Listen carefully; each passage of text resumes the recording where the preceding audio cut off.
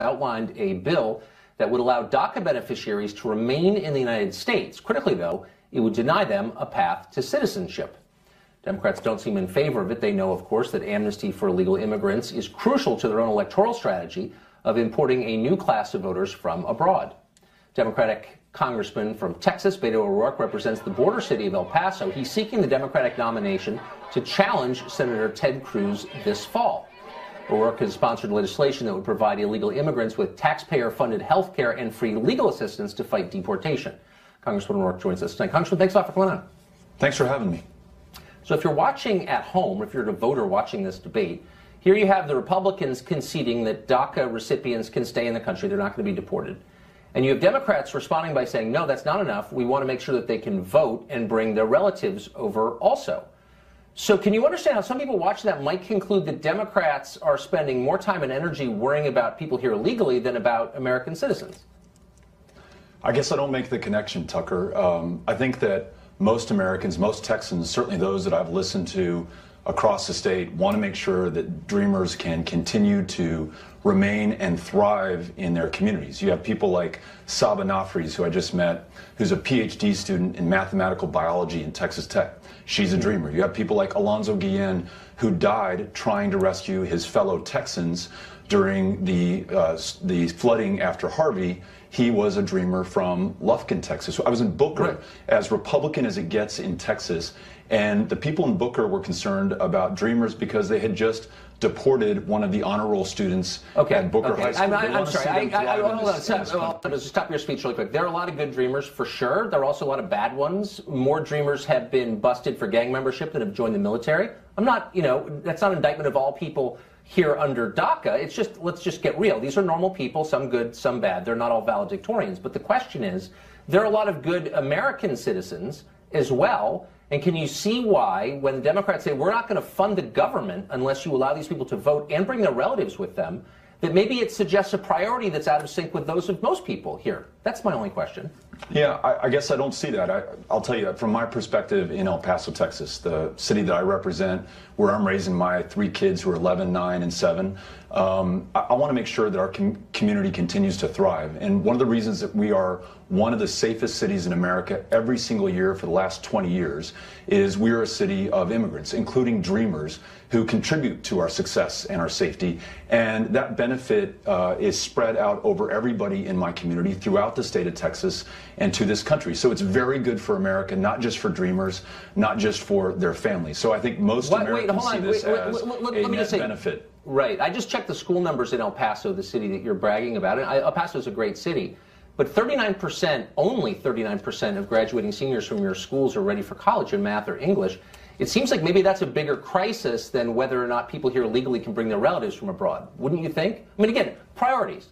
Yeah, I don't think working on these things is mutually exclusive. You'll find no one who's worked harder or done more, for example, for veterans in this country when it comes to mental health care access. That's a very sacred priority of mine. I've been able to make progress with Republican members on this issue. At the same time, I can advocate for the success of my community and our country at large by ensuring that those Dreamers stay here. By anyone's measure, there's extraordinary positive economic benefit to those Dreamers staying here. The jobs that are created, the dollars that are spent in this community. I'm sorry, you don't have the numbers on that. You can't prove that. I absolutely You spend a lot of time on this question. You don't, actually, because this has been looked at a lot. And there's no evidence that bringing people who have lower than average educational attainment as they do into this country in a high-tech economy makes the rest of us richer. There's just not evidence for that.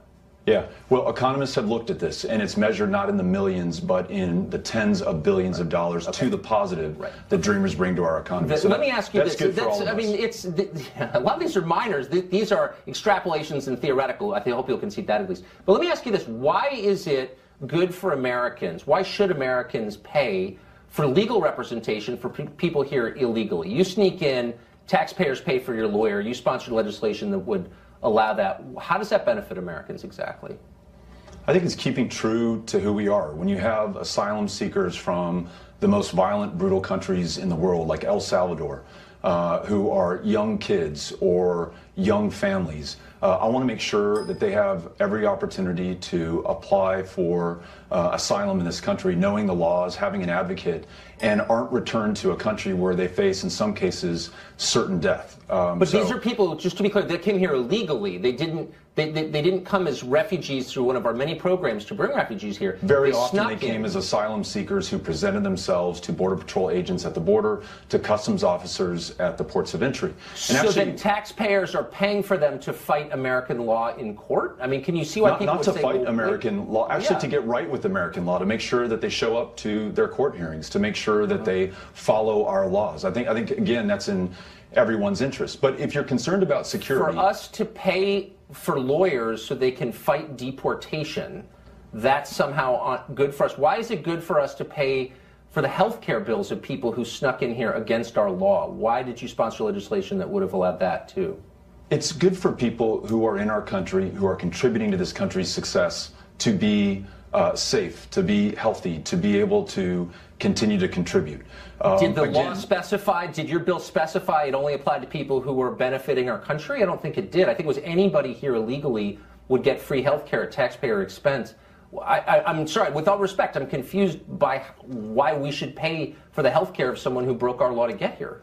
Does that make sense? Yeah, I don't think you're reading the bill correctly, and I think you're losing sight of the benefit that we gain by those who are contributing to our communities, our states, and our country's success. Did that law specify that only people contributing to our country would get free health care, or did it also apply to, I don't know, gang members or vagrants? I think they were covered too, weren't they? I think there's an interest in making sure that if someone is going to be sick, if someone needs help, that we deliver it in the most efficient, effective, cost-effective way possible. So it's cost-effective to pay for the health care of people here? Yeah, I mean, you can pay for it in the emergency room. How about not paying for it at all? Yeah.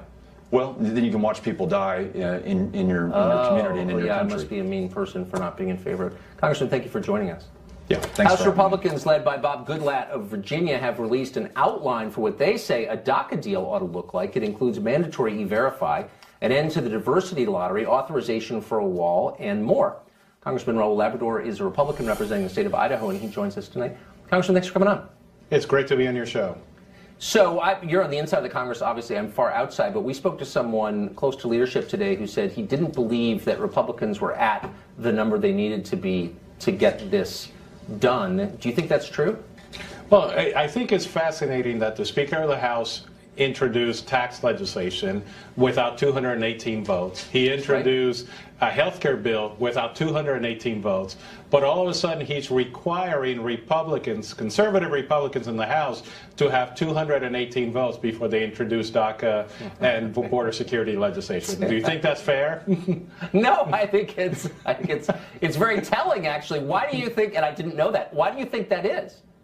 Because I think they have a different agenda in the leadership, and I think we're trying to show them that our Republican conservative bill is the only one that's going to get the majority of the conference together. In fact, I believe that after we educate the conference, we talk about this bill, we explain to people what is in this bill, that we're going to have over 218 Republicans approve and sponsor this bill. I think we can do this. But I think they should put the same effort that they put into health care and that they put into the tax bill into making sure that we secure our borders, that we end the diversity visa program, that we end chain migration, just like the American people told President Trump and supported President Trump by the millions and the millions, and he became president of the United States. What do you suppose the argument from within the Republican side of Congress would be against those measures, ending chain migration, ending the diversity lottery, E-Verify? What would be the argument against that? So they don't have an argument against that bill. What they have an argument is that they say that if it goes to the Senate is not going to pass it. And that shouldn't be our responsibility as members of the House. Our members of the House, our job is to present the best solution to the American people and the most conservative solution to the American people. Let the Senate handle what they're going to do in the Senate. We can handle what we're going to do in the House. We do not need to do a DACA bill. And some people in our leadership believe that that is a priority of the Republican conference. It shouldn't be. The priority of the Republican conference is to secure the border, to end chain migration, to do all the different things that we told the American people we're going to do over the last 8 years when we were asking for a majority in the House, a majority in the Senate, and the presidency. Do you think, I mean, you've made this point by implication, but do you think your leadership in the House understood the lessons of the last presidential election? I'm not sure leadership in the House ever understands the lessons of the last election, ever. They always look forward as to how they can manage the next week or the next month. What they need to understand is that the American people sent a really clear message. They gave President Trump the presidency because they wanted him to secure the borders. That was the number one issue, as you know, that he talked about throughout his election. He defeated 16 other Republicans, very, very articulate, very, very strong Republicans, because that was the number one issue that he campaigned on. That's what the American people want, and that's what we should deliver as Republicans. I think that's a pretty clear rationale. Congressman, thanks a lot for that. I appreciate your candor. It's great to be on the show.